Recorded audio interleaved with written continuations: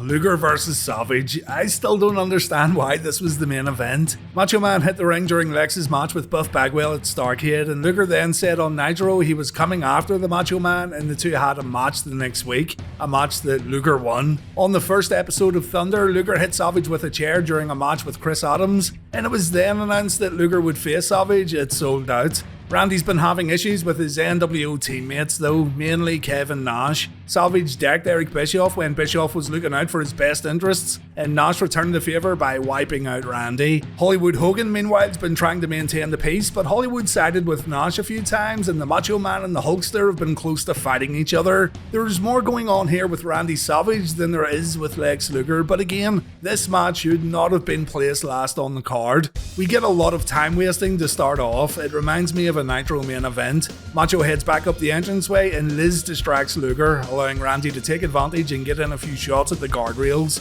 Inside the ring, Randy performs a double axe handle followed by a jumping clothesline. Luger kicks out and Randy takes it out on the referee. A back suplex also fails to put Lex away, and Randy's cocky covers aren't doing much to help either. Lex takes a back elbow in the corner and Lex gets choked out with Randy's boot. Miss Elizabeth gets in on the action too, and I'm just looking at the remaining run time. We only have 6 minutes left of this show. It's the old boot in the corner that turns it around for Lex briefly, but it's Liz who once again causes issues for Luger, and Macho sends Lex out of the ring with a running knee attack. Lex then takes a double axe handle and a slap in the face from Liz. Macho throws Lex into the crowd, and this lady right here can't get enough of this hot WCW action. Lex gets the best of Macho in the audience, and Randy gets his head drilled into the ring post before the match gets back in the ring. Lex pulls off his multiple clotheslines, we see the forearm smash, and then Scott Hall and Hollywood Hogan show up. Take note, Scott Hall is not wearing his NWO shirt. Hogan tries to stop Hall from getting in to help Savage. Scott gets on the apron anyway, but he gets knocked off thanks to Hogan still trying to sway the bad guy. Lex then wins the match with the torture rack, and Hogan then attacks Lex. The whole NWO come down to beat up Luger, but the Stinger shows up to even the odds. Lex gets Kevin Nash in the torture rack while Sting applies the deathlock to Hollywood Hogan,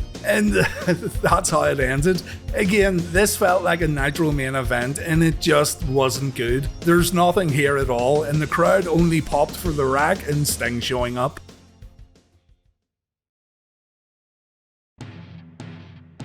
Not going to explain the whole Sting versus Hogan thing in detail because I'm sure you guys who follow the channel are sick of hearing about it. So here's the basic version. Starrcade 97 ended with Sting as world champion. Hogan complained about Bret Hart getting involved, so a rematch was booked for Nitro. The finish of that rematch was inconclusive, so JJ Dillon vacated the belt. He also suspended referee Nick Patrick for being a bit dodgy and untrustworthy. And so here we are. Again, Hogan's issues with Randy Savage have been at the forefront, but the cracks began to form in the NWO when Hogan lost the World Championship. Hogan needs the world title. Ruling the NWO as champion is his only purpose. But Sting also needs to bring the world title back to WCW, put an end to all this controversial bullshit, and begin his reign at the top of World Championship Wrestling. Also, Scott Hall was supposed to main event SuperBrawl after winning the World War III Battle Royal. However, the controversy surrounding the world title meant that Scott's title shot would get put on hold. Michael Buffer does the introductions, the competitors make their way down to the ring.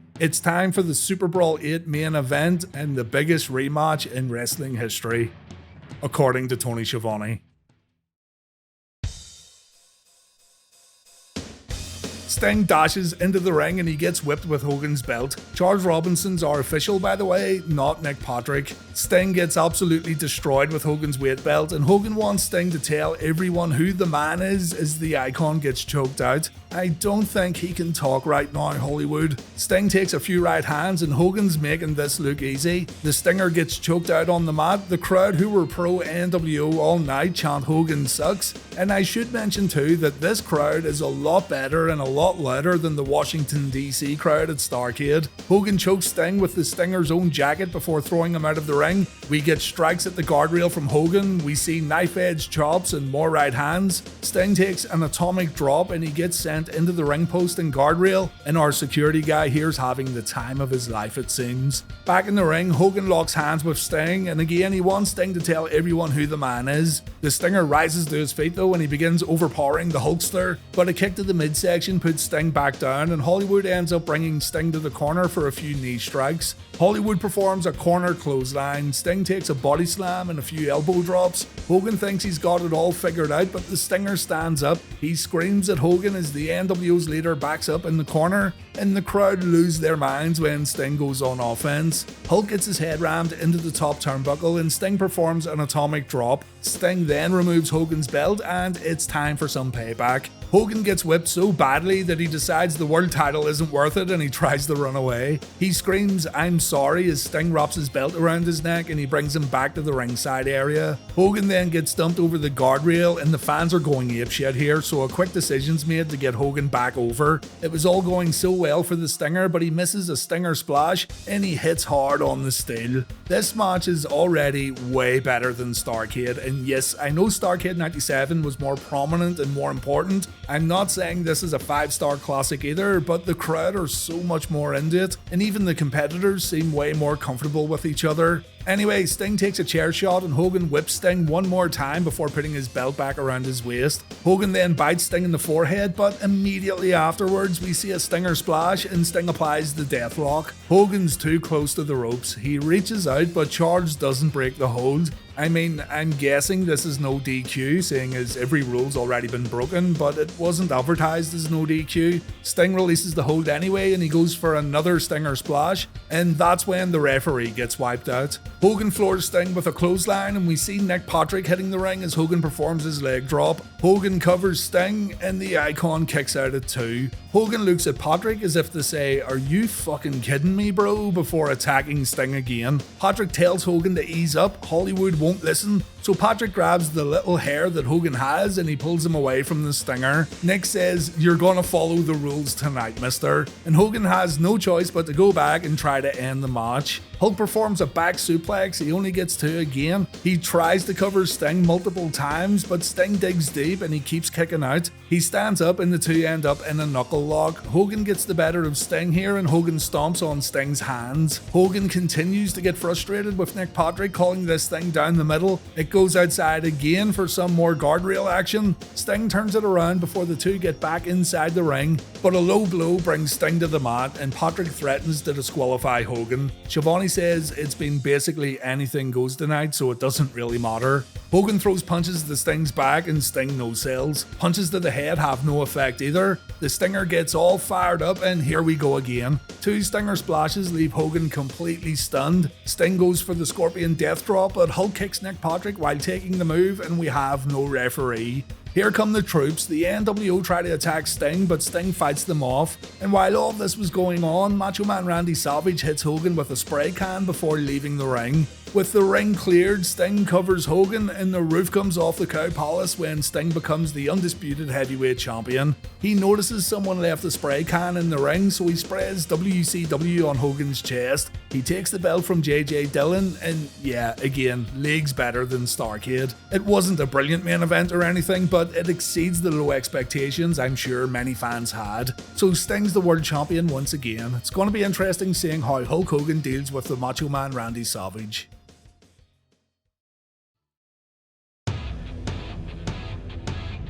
Hollywood Hogan vs Macho Man Randy Savage is our main event. This one's been building up for months and it's all about Savage going rogue. Hollywood wanted Savage to remember his place in the NWO totem pole, but Savage wouldn't accept Hogan telling him what to do. Things reached the boiling point at SuperBrawl when Hulk stopped the NWO from helping Savage during Randy's match with Lex Luger, and later that night Randy Savage cost Hogan the World Championship. Things would continue to escalate when the men got personal, bringing their families into it when cutting promos, and Macho Man even started hanging around with WCW guys such as The Giant and Sting. One of the biggest head scratchers about this whole thing though is why has Savage remained in the NWO when the whole faction have turned their backs on him? Or why hasn't Hogan just kicked Randy out of the group? So over these past few weeks we've all been kinda dubious about this rivalry. Progression has completely stalled and nothing's changed for a long time.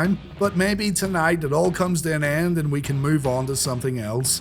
The cage lowers and we can see it's a different design this time around, not like that monstrosity we saw at Halloween Havoc. Hollywood Hogan comes out first and he's got a gold tooth. Old hip Hogan with a gold tooth, what a complete arsehole. Out comes Randy Savage along with Miss Elizabeth, and now it's time for the Uncensored 1998 main event.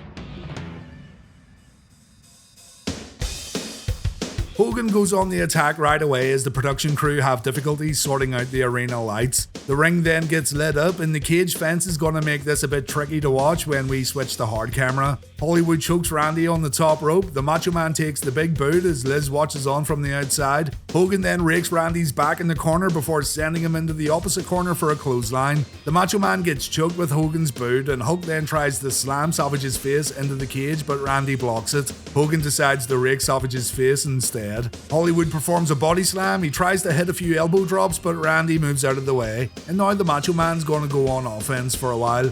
Randy lands a few lefts followed by a right and a back elbow. He sinks his boot into Hogan's neck before choking Hollywood with a bandana. The choking continues on the mat and Randy then tries to ram Hogan's head into the steel, but it looks like neither of these brothers want to take any bumps that involve the cage. Another rake to the face turns it around for Hogan and Savage then gets whipped with Hogan's weight belt. Randy gets choked this time around and I'm sorry, I can only talk about what happens in the ring, but this has been boring as fuck. More whips to the back from Hollywood. There's another body slam. Hogan then misses his leg drop and this gives Randy a chance to use that belt. Hogan gets whipped, Randy covers Hogan, but Hogan kicks out. There's another choke right there from Randy Savage. An absolutely terrible cage bump from Hogan that again reminded me of the Halloween Havoc main event. Hogan gets whipped again, he gets thrown into the cage again, Randy then punches Hogan in the face and we see Hollywood's been busted open. Things get a little better when Hogan backdrops Savage into the cage, at least it's something different. He then he picks up his belt and he whips Randy a few times. Randy then gets put on Hogan's shoulder and Hollywood drives the Macho Man's head into the cage. Randy takes a seat while he bleeds. Both men are busted open and forget what I said about both guys not wanting to take bumps that involve the cage. Macho Man takes a beating here while covered in blood. Randy can barely stand as Hogan continues to lay in the strikes and I gotta say the blood has changed the dynamic of this match in a good way. This is a great example of colour actually helping a match that had nothing going for it until both men started bleeding. And then things just get confusing when referee Mickey J opens the cage door and he lets Hogan do more damage on the outside. I don't understand, isn't the whole purpose of a cage match to keep both guys inside and have a fight to the finish? Anyway, not a lot happens on the outside. Hogan does more damage before the two get back inside the cage and the Macho Man fights back. Macho then gets an adrenaline spike and he climbs the cage in record time. He delivers a double axe handle from the top and the producers must have decided to keep the camera zoomed out due to the amount of blood in the match. Savage is all fired up now, he signals for the elbow drop but then the NWO Booty Man shows up. He gets the key from Mickey J, he gets in the ring, he saves Hogan and he takes out Charles Robinson. NWO Beefcake then invites Randy to jump down with that elbow drop but Randy decides to climb down instead. Just then, backup arrives in the form of the Stinger. Sting's here to help out the Macho Man. The four men have a stare down, and Randy seems happy to get a little support. But then he clotheslines Sting, and the crowd are left completely confused. Guys, no shit, this is how the match ends. Randy spits on Hogan and he says he never liked Hollywood. Hogan reminds Randy that Macho's part of the NWO, and the show fades to black. There's no winner, there's no loser, just confusion as fans file out of the arena wondering what the fuck that main event was all about.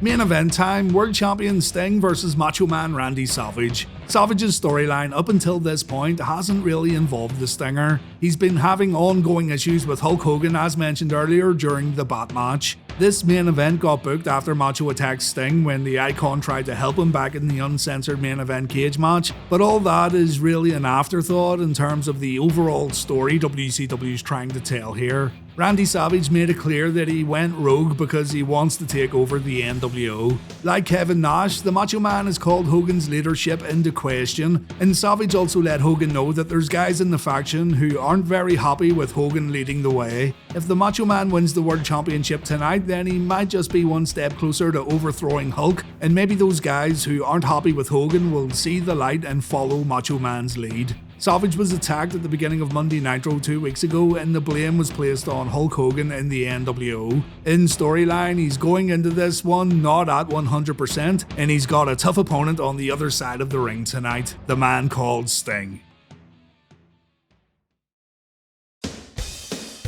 The men make their entrances, and remember, this is a no disqualification match. Randy goes on offense as soon as Sting steps inside the ropes, and it spills to the outside briefly where Macho hits Sting's head on the guardrail. Back in the ring, Macho chokes Sting and he brings the champ to the corner, and Randy sells the arm when he punches his opponent. He got this injury after that NWO attack on the Miami Nitro 2 weeks ago. Sting fights back and Macho gets floored. It goes back to the outside for more guardrail shots, and just like Raven earlier, the Macho Man decides to walk away from the match, his arms in too much pain. Again, like the Raven match, Sting gives chase and the wooden fence comes into play on more than one occasion. Macho takes quite a few bumps here, and I think this would have been way more effective if the spot wasn't already done in the previous match. Savage gets dropped on the fence and Sting decides to use a bale of hay on the Macho Man. The two make it back down the ringside where Macho gets set up for a stinger splash at the guardrail, and Sting isn't too successful with this variation, is he? 9 times out of 10 he's gonna miss it.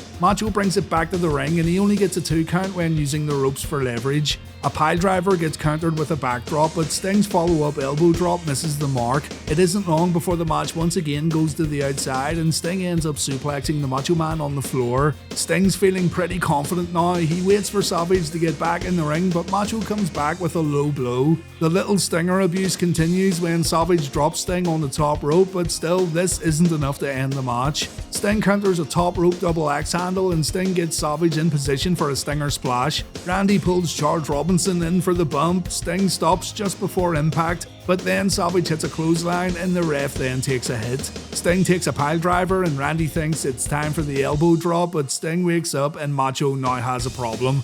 So Liz jumps in, she hits the Stinger with a chair from behind. Randy tries to capitalize, but he ends up in the corner along with Elizabeth. He then sacrifices Liz when Sting goes for the splash, and then Sting gets wiped out with a chair shot. Macho has it won. He goes to the top rope for the elbow drop, but that bastard Hulk Hogan shows up and Randy gets pushed off the top rope. Still, Macho gets up and he tries to suplex Sting, but it gets countered. Sting performs his Scorpion Death Drop, but there's no one here to count to 3. Kevin Nash then makes an appearance. He hits the Stinger from behind. He then pulls off the outlawed jackknife powerbomb and Sting's out cold. Nash picks up the referee by his shirt and he throws him over to count the pinfall, and we now have a new WCW World Heavyweight Champion. Macho Man Randy Savage has defeated Sting at Spring Stampede 1998. Nash tells the referee to present Savage with the world belt, but Savage is absolutely out of it. Hollywood Hogan and the Booty Man show up at the entranceway and Hogan says this is out of order. That's Hogan's belt, not Savage's. The disciple has no idea where he is, but he plays along anyway. And that's how Spring Stampede ends. The balance of power within the NWO is now completely messed up, and Hogan's no longer the top dog of his own faction.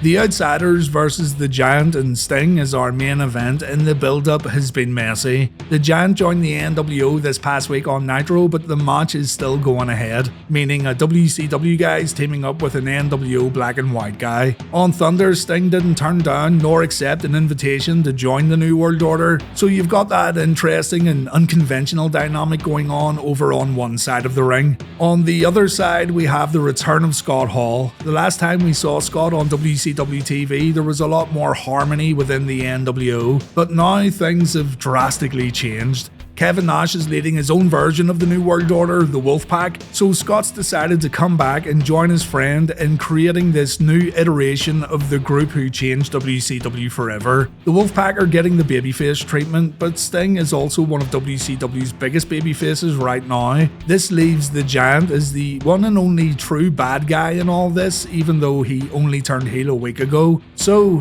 yeah, that's our main event, guys. It's not great, is it? The tag team titles are on the line. The Outsiders come out first and the crowd roars when Scott walks out alongside Dusty and Big Sexy. This was Scott's second return from rehab while in WCW, and even though Scott had issues, he was still welcomed back with open arms by fans of World Championship Wrestling. It's just a shame things didn't work out in the end though. He gets in the ring, he says, "We missed you too," and then he conducts the survey. The crowd say they're here to see the NWO, and they even join in when Scott says, "One more for the good guys." The Giant then comes out, followed by the Stinger. The big man seems confident as he talks to Sting like the Icon's his best buddy, but Sting doesn't look like he wants to communicate with his partner. The dust settles in the arena and fans get ready to see the Slamboree 1998 main event.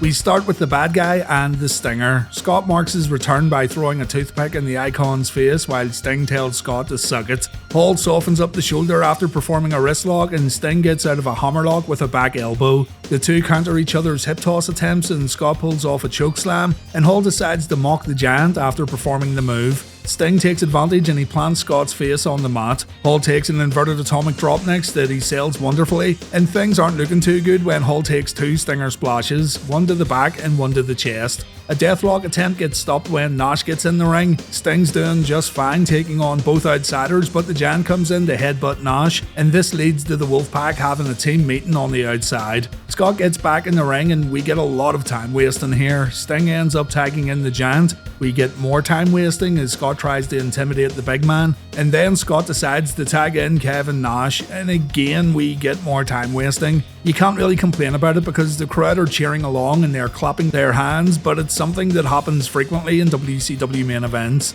Nash and Giant go at it and Giant gets rocked. Nash then goes for the jackknife, but Giant overpowers Big Sexy and it goes to the corner. Nash stays in control here for a moment. He hits a corner clothesline, but Giant replies with one of his own. Nash then takes a standing sidekick from the Giant, and even Mike Tenay mentions here that fans don't know how to respond to the Giant. Nash gets squashed in the corner and Giant sinks his knee into Nash's chest while pulling Kevin's hair. The crowd chant "Let's go Wolfpac" as Sting tags in. The Stinger gets distracted by Hall, and this leads to Nash performing a big boot on the Icon. Scott comes in and he performs the fallaway slam. This gets a good reaction. Sting gets floored again with a punch to the face before Nash comes back in momentarily, and Sting's going to stay dazed here as Nash and Hall cut off the ring and Sting takes a beating. Quick tags keep the Outsiders in control. The Wolfpac guys are working way better as a team here as Sting finds himself in an abdominal stretch. Big Sexy comes in to deliver his sidewalk slam before locking in a bear hug, and now the Giant's very eager to tag back in.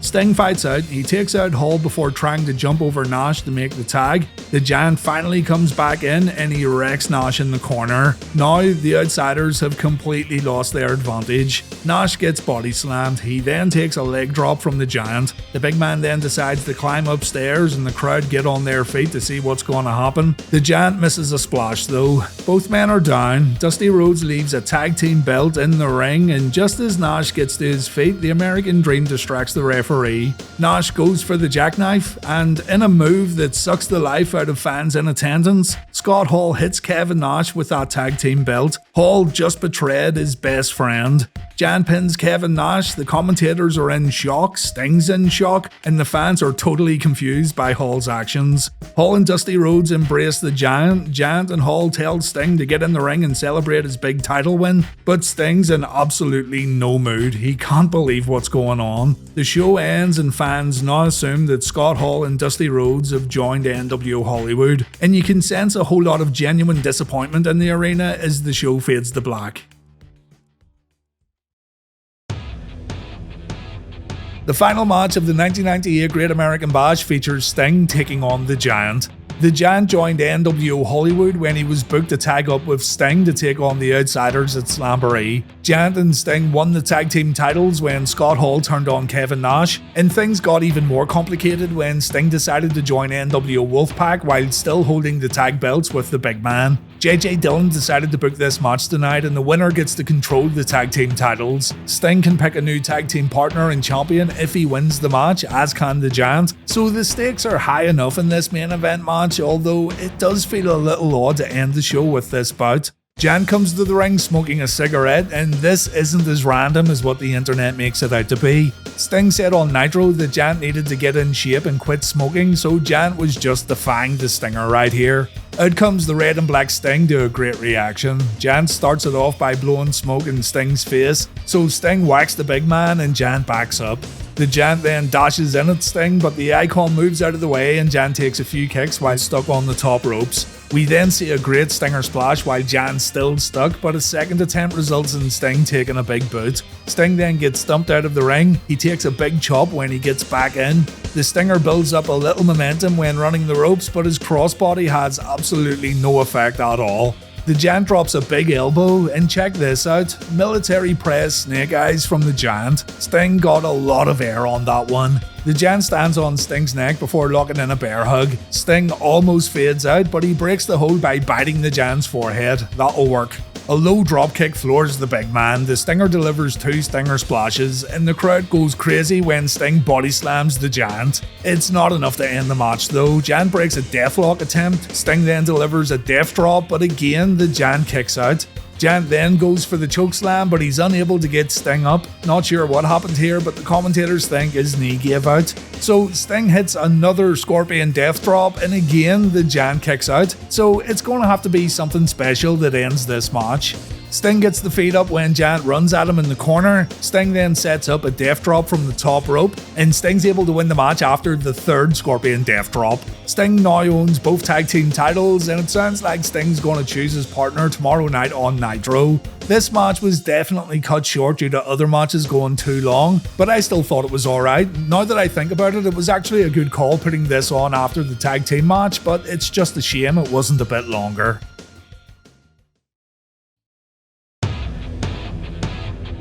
Main event time, Diamond Dallas Page and Karl Malone versus Hollywood Hogan and Dennis Rodman. Dallas and Karl Malone developed a friendship when Page attended a jazz game earlier in the year, and seeing as Rodman was already tight with Hulk Hogan, WCW got a great opportunity to lift the NBA Finals and put it into the wrestling ring. Celebrities in pro wrestling can get scoffed at sometimes, and even a lot of the boys backstage didn't like celebrities coming in and taking away precious TV time, particularly during main events. But the numbers don't lie. Bash at the Beach 1998 is WCW's most financially successful pay-per-view of the year and the company's most watched pay-per-view of the year. It's only behind Starrcade 97 in terms of greatest buy rate of all time. So Karl Malone and Dennis Rodman did bring in a whole lot of new viewers. Whether those new viewers would stick around after Bash at the Beach remains to be seen. Needless to say, it's a pretty big deal tonight for WCW, but it's not a big deal for Dennis Rodman. Dennis decided to party hard the night before, and he arrived at the pay-per-view in quite the state, according to practically everyone who was there that night. He was very tired and very unmotivated. But I guess it wasn't much of a concern for Bischoff and company, seeing his viewers had already bought the show, and Dennis wasn't going to hang around much afterwards. There's even a moment after the entrances where Hogan gives Rodman this look as if to say, "Brother, are you serious right now?"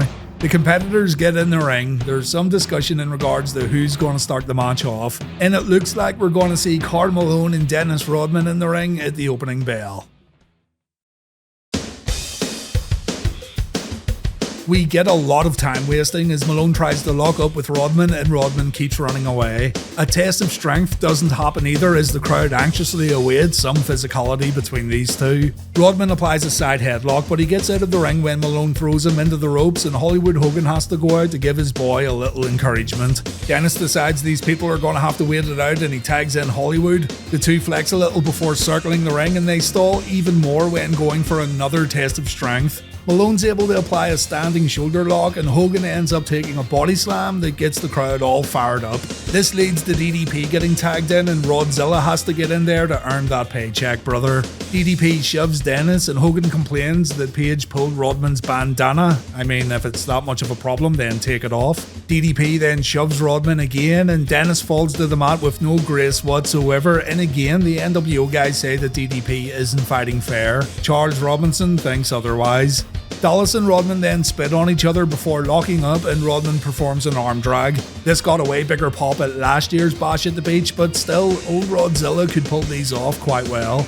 The crowd are now chanting boring, and it's all thanks to the stalling and the time wasting. This match is just over the halfway point now, and well, we've seen better, haven't we? DDP applies a side headlock and he collides into Rodman with a lot of force. It looks like there may have been some miscommunication here, but Rodzilla gets wiped out and the miscommunication continues during the next spot. I'm not sure what happened here, but it looks like DDP wanted to push Rodman into the ropes and Dennis just fell over. Dennis looks absolutely wrecked during a DDP chinlock. There's some hope for Dennis when he performs 2 leapfrogs, but then he just, I don't know, he forgets what he's supposed to do, and again he collides into Page and both men fall down. You kind of feel sorry for Dallas here, to be honest. Hogan and Malone take over and we get a long top wrist lock from Hollywood. Malone breaks it and Rodman attacks from behind, and this allows Hogan to do some basic stuff with Karl, punches, chokeholds, that kind of thing. Malone does take a body slam though, and Dennis Rodman gets tagged in when Karl's down and out. Super creep Malone gets thrown into Hogan's boot. Hollywood comes back in for some very basic offense. And check this out, Rodman holds Malone up for a free shot, yet Dennis also falls on his ass after Hogan punches Karl. This match is an absolute train wreck, and I'm sorry, but it's all because of Dennis Rodman. You don't expect great things, but you certainly don't expect it to be this bad. Karl takes a back suplex from Hollywood, but after dodging an elbow drop, he's able to tag in DDP. Page knows this is going downhill, so he tries to excite fans with a clothesline from the top rope before firing up and bringing the speed of the match up a little. Unfortunately, this stops way too soon when Rodman knees Page from the apron and Dallas goes down. Hogan then whips DDP with his belt. Page takes a double clothesline from Dennis and Hulk and a double big boot. And now it's all about DDP getting back to his corner and tagging in Malone. Both Hogan and Rodman do a little work. Rodman applies a front chancery twice. Hogan's able to hit Dallas with a big boot and he signals for the end, but he ends up missing the leg drop and Karl Malone comes in. Hogan takes 2 clotheslines and the crowd pops for Malone clotheslining Rodman. They cheer again when Dennis takes a body slam because, you know, this is what people paid to see and they really haven't seen it yet. Malone signals for the diamond cutter, so he tags in DDP and Dallas performs his finisher on Hulk. Rodman then tries to break the cover, but Malone hits Dennis with a cutter. The referee gets distracted though and the booty man runs in to hit Page with a stunner or a chartbuster or apocalypse, whatever. Hogan covers DDP, the NWO win the match, so Malone hits the disciple with a diamond cutter and that's it. That's the end of this absolutely brutal main event. Malone and DDP celebrate like they just won. The black and white NWO come out to congratulate Hogan and Rodzilla, and it's just a really deflating end to Bash at the Beach 1998.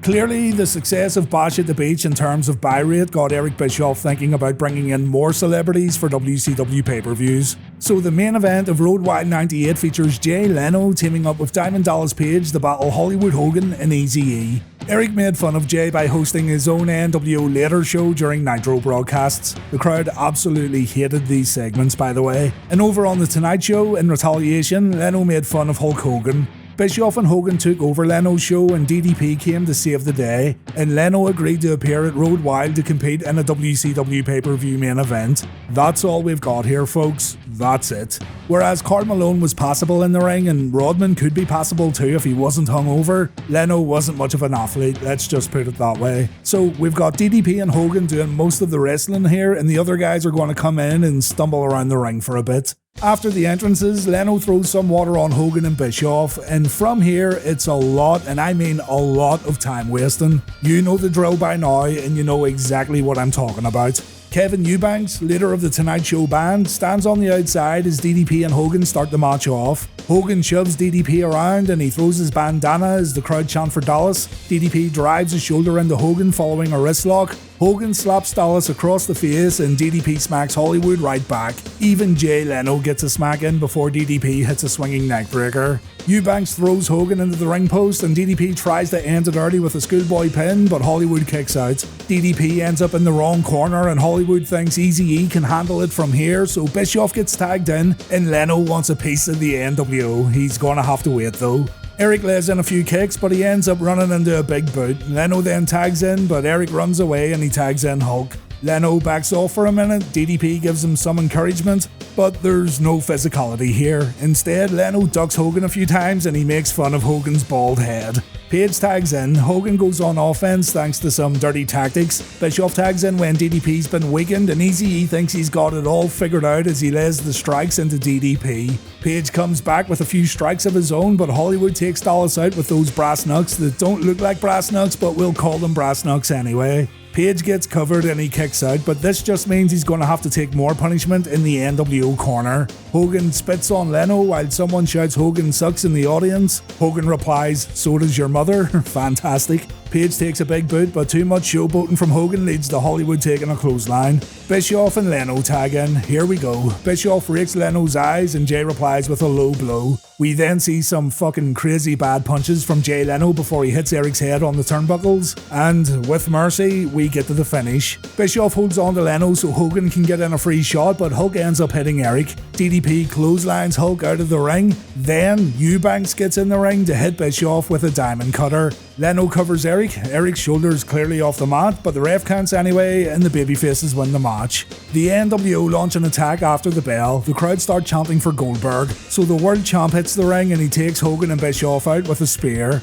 In fairness, the crowd did seem to enjoy the ending of the match, but it's easily one of the worst WCW main events I've ever seen put on pay-per-view. Give Leno credit though, he had hardly no time at all to train, I'm sure. He was completely out of his element here in regards to any kind of physicality, either real or scripted. He also got paid a ridiculous sum of money, I bet, so you can't really blame the talent for this one. DDP and Hogan had an impossible task at Road Wild 1998 and their effort should be appreciated. But this match was only put together to create media buzz to the detriment of long-term fans of World Championship Wrestling. And no matter what the outcome was going to be, it would have zero effect on WCW storylines.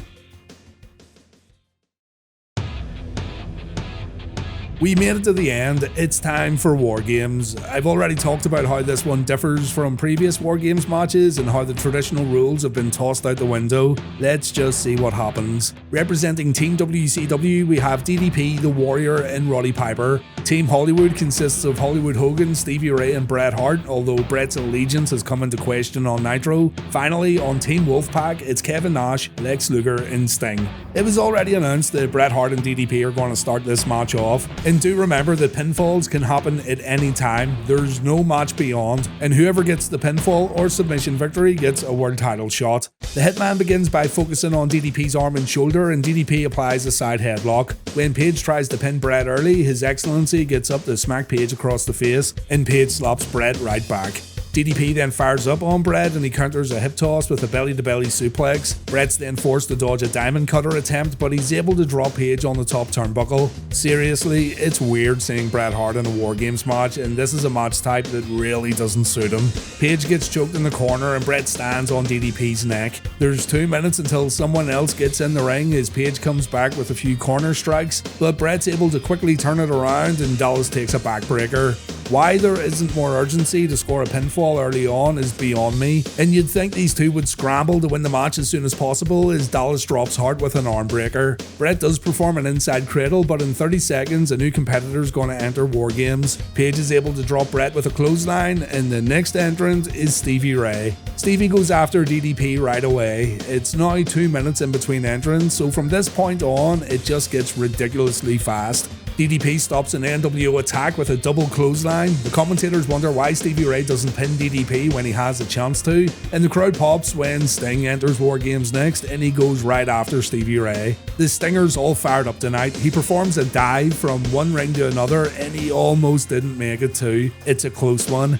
Bret focuses on DDP right here. Remember, Sting and Bret have this storyline going on where Bret's saying there's mutual respect between the two. DDP gets clothesline just before the next competitor comes in. It's Team WCW's Roddy Piper, and my god, he looks hungry. Piper goes after everyone. He goes after his own teammate. Roddy said that this is every man for himself, and he was absolutely right. The hot rod just rocks everyone. Sting attacks Stevie Ray in between the rings and Stevie ends up stuck for a moment. The next man to enter War Games is Lex Luger, and what can I say here? They're all beating each other up. It's funny how the respective NWO teams are more united than Team WCW though. Keep in mind though that we've still got one more member from each team to enter the match. Piper applies his signature sleeper hold on Stevie Ray as we count down to the next entrant. It's big sexy Kevin Nash. The big man goes right after Roddy Piper and he goes to jackknife Stevie Ray, but then Hollywood Hogan shows up on the entranceway and Hulk enters War Games early. Sneaky Hollywood's got Stevie Ray's slapjack and he takes out Nash and Piper before entering the next ring along with his NWO teammate. Luger's got the torture rack locked in on Bret Hart and Hollywood decides he's not going to help Bret. He instead attacks Sting and he goes for Lex when Bret gets out of the rack. And then Stevie Ray attacks Bret from behind. Hogan's relationship with Bret has been damaged ever since Bret announced that he's good friends with Sting. So yeah, you'd really need to be following Nitro every week to know what the fuck's going on here. Stevie and Hogan get Nash in place for a few Hollywood leg drops, or maybe they've moved him for another reason. Smoke begins filling the ring, and you know what that means, it's hotbox time at War Games. Warrior appears in the ring and Hogan attacks him right away. Warrior falls down, Smoke fills the ring again, and when it all clears up, Hollywood's holding Warrior's jacket, but the Warrior's vanished. Where are you? Here. Warrior then runs down from the entranceway because magic, and the audience do enjoy Warrior getting physical with Hulk. Warrior gets distracted with Big Stevie Ray and this allows Hogan to escape the cage. The booty man assists Hogan here. Warrior realizes what's happened, so rather than continuing the match, the Ultimate One decides to kick a cage panel through and he gets out to attack Hogan. This was a bad move, by the way. It was reported that he twisted his ankle here and tore a bicep right here. Maybe Warrior should have, filled the ring up with smoke and teleported out of the ring instead. There is some debate about when the bicep tear happened though, and maybe it didn't happen here, though it was reported.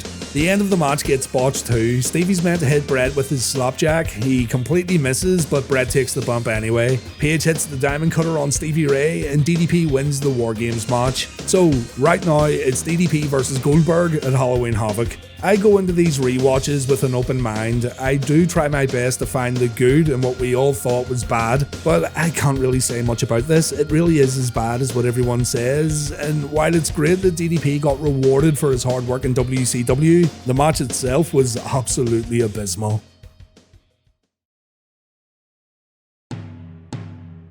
Warrior vs Hogan is our semi-main event, and this is a match that lives on in infamy. Many call it the worst pay-per-view match in WCW history. Hogan's been bragging about his position in the world of wrestling, calling himself a wrestling god, but the Warrior showed up to WCW television to remind Hollywood that Hulkamania failed to overcome the power of the Warrior. Warrior beat Hogan before, and he wants to do it again in WCW. In contrast to Hogan's NWO, the Warrior introduced the One Warrior Nation. It was more of a philosophy than an actual group, and the One Warrior Nation was all about being true to yourself, not following the path of darkness that Hogan travelled down, and it was also about getting Ed Leslie high as a kite and smoking a lot of green. Basically, it was a load of nothing. We got disappearing acts on Nitro, two-way magic mirrors to freak Hollywood Hogan out, loads of thick clouds filling up wrestling rings, and it all leads us to Halloween Havoc, the Mania 6 rematch. Hulk Hogan versus the Warrior one more time. Just in case you forgot, we see another clip of Hogan attacking his nephew Horace on Nitro during Hollywood's entrance. The Warrior gets a decent reaction on his way to the ring, and like Bret Hart earlier, Hulk's gonna take his time before stepping inside the ropes. When the two get in the ring, Hogan takes a big right hand and he gets knocked on his ass. So he gets up, he wastes a little more time, he gets the better Warrior after the initial lockup, and the two then trade wrist locks. Hogan goes back to the outside following a shoulder block. After a bit more stalling, Warrior wants to recreate the WrestleMania 6 test of strength and Hogan's like, nah. So Hulk fights dirty in the corner, he softens Warrior up, and then we go through the test of strength. You can go and grab a drink right here and take a toilet break. When you come back, Warrior's still going to be struggling to get to his feet. Warrior does get up, they trade wrist locks again, we see some crisscross action that felt a bit out of place, and it ends with Hogan body slamming Warrior and Warrior no-sells it. Warrior performs a body slam of his own before feeling the power at the ring ropes. Hogan then gets clotheslined out of the ring, and look, Hogan has to tell Warrior to come outside to continue the match. Outside the ring, Hogan's able to scratch Warrior's eyes, but Hollywood ends up getting rammed into the ring post. There's a referee bump back inside the ropes when Hogan shoulder blocks Nick Patrick, and Hulk makes sure that Patrick's out by dropping a knee on Nick's face. Hogan then calls the Giant to the ring. The big man gets in there, but he ends up booting Hulk Hogan by accident. And Warrior's then able to take care of Stevie Ray and Vincent with ease. Warrior covers Hulk, Patrick's still out, and when Warrior checks on the referee, he ends up taking a back suplex. After Warrior kicks out of the follow-up cover, Hollywood decides to choke him out at the ropes before the weight belt comes off. Warrior gets whipped, he gets choked again. Nick Patrick tries to stop Hogan, and Hollywood eventually relents. The belt goes back on, Warrior gets his face stretched out, Hogan performs a body slam, and then Warrior rolls around the ring to avoid a few Hogan elbow drops. The bit where Warrior rolls into Hogan and Hogan trips up is extra comical. Warrior knocks Hogan down again and he misses his running splash. The two get to their feet and they stumble through more strikes before Warrior takes Hogan's belt. Hogan gets whipped a few times, and again, Nick Patrick, master negotiator, is able to make a wrestler put down an illegal object. Speaking of illegal objects, here's where Hulk Hogan tries to light some flash paper and he completely botches it. I'm sure you've seen this before, but my god, what a blunder. It's hard to find another wrestling match that progressively gets worse with each passing minute.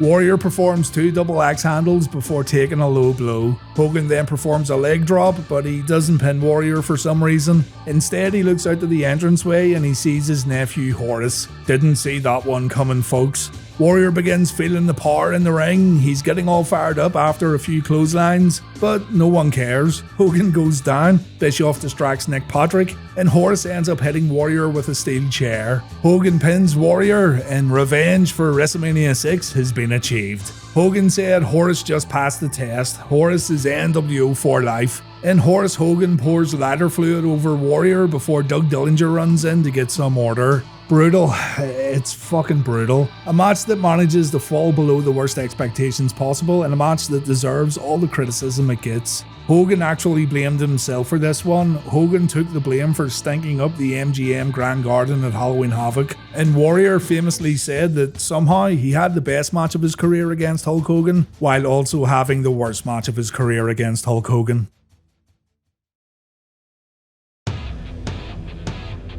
Our next match is the World Heavyweight Championship main event, Diamond Dallas Page vs Goldberg. Let's get ready to rumble! And this is what happened to around 20% of homes who bought Halloween Havoc on pay-per-view. The show had went on for too long, and pay-per-view providers across the country switched the feed off before the main event even aired. It's an absolute crisis right here, and one that could have been easily avoided had WCW not bothered with the excessive promos at this show, along with the 4 Nitro Girl dance routines, and that Saturn vs Lodi match. The whole thing made the company look like absolute amateurs, and it also cost the company a lot of money in refunds. Apparently, WCW offered a $5 rebate for affected homes, while many viewers weren't happy with that, so they pushed ahead and got refunded the full amount for the event. It's baffling how this could happen, but let's check out the main event anyway. Page won the right to face Goldberg by winning the War Games match at Fall Brawl, so let's see if he can end the streak tonight at Halloween Havoc. The referee gets shoved away while the two men stare each other down. Page then rushes into Goldberg 3 times, but each time he gets shoved back into the corner. Page has a lot of heart, but he may not have the strength to overcome Bill Goldberg. Page catches Goldberg out with an arm drag and Goldberg sees red. The two have a strong lockup that sees both men tumble to the outside, and Mickey J jumps between the two to break things up. A very tense start to this world title match. Back in the ring, Goldberg performs a top wrist lock counter. He avoids the first leg sweep attempt, but not the second. DDP gets up in Goldberg's face and he pays for it with a few strikes, followed by a fireman's carry takedown. And Goldberg tries to put Dallas away with an armbar, but DDP stays in it. Dallas performs a jawbreaker. He then tries to soften up the shoulder. Dallas then goes for a diamond cutter, and Goldberg throws DDP out of the ring.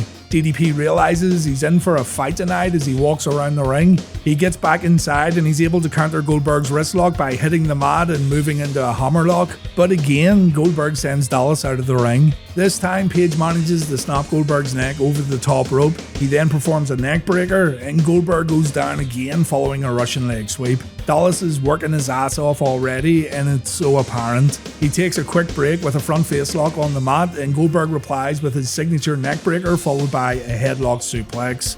We then see a sidewalk slam from Goldberg, and give Bill credit here too. He's changing it up for this one and it's definitely paying off. DDP finds himself in another arm submission, but he makes it to the ropes. He then pulls off a head scissor takedown, and when Goldberg tries to reply with a sidekick and a corner charge, Dallas moves out of the way. The crowd pops here because this does look like a turning point and Goldberg does look hurt, but DDP's tired and he's unable to capitalize right away. Still, DDP nails Goldberg with a springboard clothesline followed by a great looking DDT, and Page signals for the cutter. The crowd rise to their feet as they think the streak's about to end, but Goldberg pulls off a spear that sees Goldberg drill his own head into the canvas. The champ was confused here. He knocked himself out for a second, but Goldberg's a tough customer and he's able to get back up. He struggles to get Page up for the jackhammer, and when Dallas counters with a diamond cutter, the roof comes off the MGM. Slowly, Page crawls over to Goldberg and he only gets a 2. The fans thought Page had a great chance here, but all hope's lost when Goldberg counters a suplex with the jackhammer. Goldberg defeats DDP, and it was a good match between these two. It's a Goldberg match that actually felt like it belonged in the main event, and that says a lot. Mike Tenay says this victory brings Goldberg to 155-0, but it's only 147-0. Goldberg only had 2 matches since the last episode of Nitro, one against Ming and another against Scott Hall.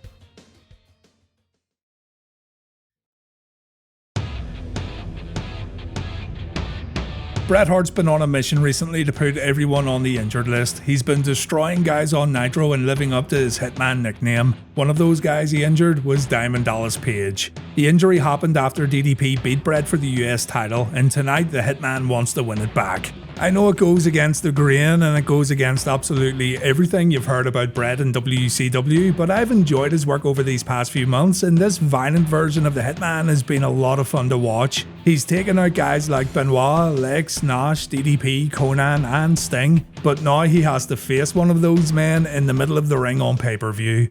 It starts with DDP taking Bret out while the Hitman was standing on the outside. Bret gets thrown into the guardrails, he gets thrown into the ring steps. When it gets back in the ring, Bret gets floored after a few right hands and Dallas sends Bret out of the ring again. Hart wants to walk away from the match and Page stays on the challenger on the outside, but a neck snap across the top rope gives Bret the break he's looking for. DDP takes a headbutt followed by a chokehold in the corner. Dallas then takes a DDT, but he kicks out at 2. He then counters a suplex with a small package, but Bret gets up and the challenger goes right back on offense. We get some main event chinlock action next as the commentators talk about how hard it is to beat Bret in a typical one-on-one match, but Page has done it before and he's got every chance of doing it again. Dallas gets up and he hits a swinging neckbreaker before trying a diamond cutter, but Hart gets out of the ring and DDP will have to try again. Another brawl on the outside sees Bret come out on top this time. In the ring, Bret hits an inverted atomic drop followed by a clothesline. Hart then stands on the champ's neck before delivering a Russian leg sweep, and Bret then uncharacteristically goes for a tombstone, but Dallas counters with a tombstone of his own.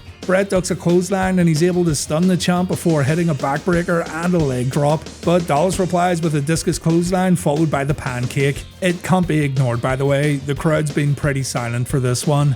Bret sends Page out of the ring and we can see Bret grabbing those brass knucks that don't look like brass knucks, but we'll call them brass knucks anyway. Dallas hits Bret with a diving clothesline and the weapon falls out of Bret's hand. Charles Robinson picks it up as DDP applies a sharpshooter, and yeah, we've seen better sharpshooters, haven't we? Bret makes it to the ropes and Page decides to trash talk Bret in the corner. This leads to Bret hitting a low blow and the Hitman's now going to work over the previously injured knee of DDP. Page gets his leg wrapped around the ring post before Bret delivers the figure 4 around the ring post. So Page is now in a bad way as the action gets back in the ring. Hart delivers a traditional figure 4 and Bret uses the ring ropes for leverage. He lets go of the move so he can do more damage to the knee in the corner. DDP does manage to kick Bret out of the ring, but he's definitely been weakened. On the outside, Bret takes another bump at the ring steps, and DDP then pulls off the figure 4 around the ring post. Bret's getting a taste of his own medicine.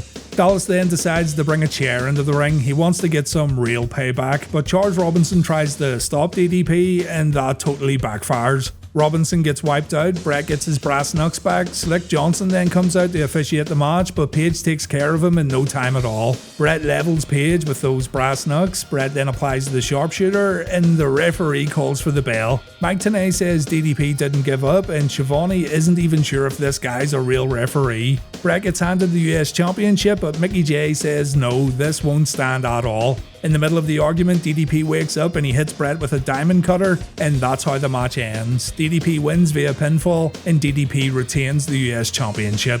Bret and DDP are two of my favourites without a doubt, but I think both guys would admit that this main event wasn't the best in the world. It dragged in places, and the crowd were almost silent as the main portion of the match played out. A shame too, because you really want this one to be an all-timer, and well, it's a bit underwhelming unfortunately. I hate to say it, but it is.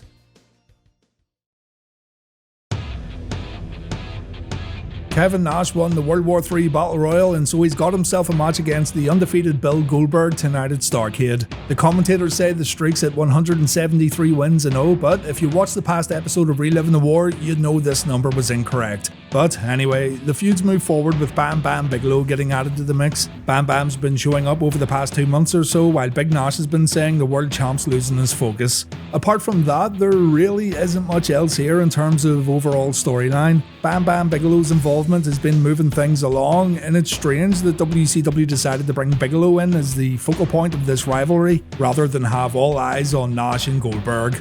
Big Sexy looks extremely confident and extremely calm as he makes his entrance. The big man's looking good tonight.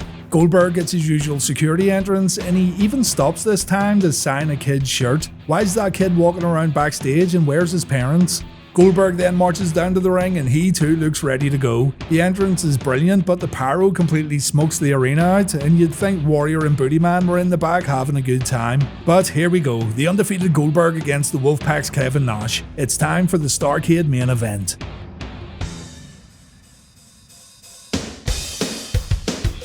The two pace around the ring, and Nash plays mind games by raising his arms in the air. Goldberg does the same thing, and the crowd are cheering for both guys, so we have a split audience as the match begins. The two lock horns, Goldberg overpowers Nash, the referee jumps in before things get a bit rough. The two circle the ring again, they lock up, Nash applies a side headlock, but Goldberg powers out with a back suplex. A few Goldberg sucks chants can be heard here, but the champ seems undeterred.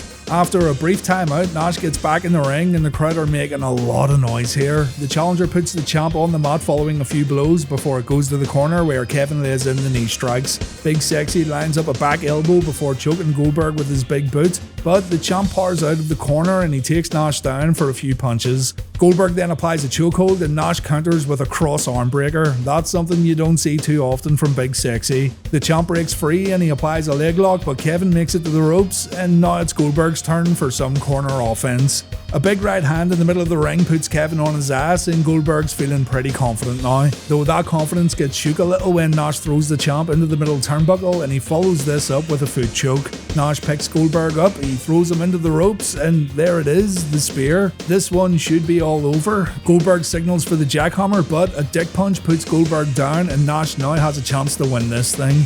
Big Kev pulls off his signature sidewalk slam, he only gets a 2, so Nash drops an elbow on his opponent, but again it's only a 2. Nash tries a leapfrog body guillotine, but the follow-up cover yields the exact same results, and a back elbow fails to put Goldberg down, but a big clothesline does the job. Nash just can't put Goldberg away. He goes for a suplex and Goldberg counters with a spinning neckbreaker. Big Kev then takes a double underhook power slam, and Goldberg wipes Nash out with a standing sidekick. The champ goes for a cover after another power slam, but Nash kicks out. So Billy Boy hits a spinning heel kick, and this is where the match ends. Disco Inferno, who's been trying to prove himself worthy of joining the Wolfpac, hits the ring and he gets taken out with a spear from Goldberg. Bam Bam Bigelow then attacks the champ, but Goldberg takes care of him too. And then Scott Hall jumps on the apron and he pushes a kettle prod into Goldberg's chest. Apparently Goldberg wanted to use a taser right here along with a taser dart, but WCW wouldn't allow it. But still, the champ's been stunned long enough for Kevin Nash to hit him with a jackknife and the streak comes to an end. Kevin Nash wins the World Championship in the Starrcade main event. Loads of discussions been had about this main event and I don't want to get into all that backstage nonsense about this decision, but I will say this, in my opinion, Goldberg's World Championship run was horrible and it was definitely time to move the belt on to someone else. And I say that as someone who doesn't hate Goldberg the way everyone else seems to nowadays. The match here wasn't absolutely terrible either, but that's only in comparison to other Goldberg matches of this era. It's certainly not a great Starrcade main event, but the crowd went crazy for Nash winning the championship.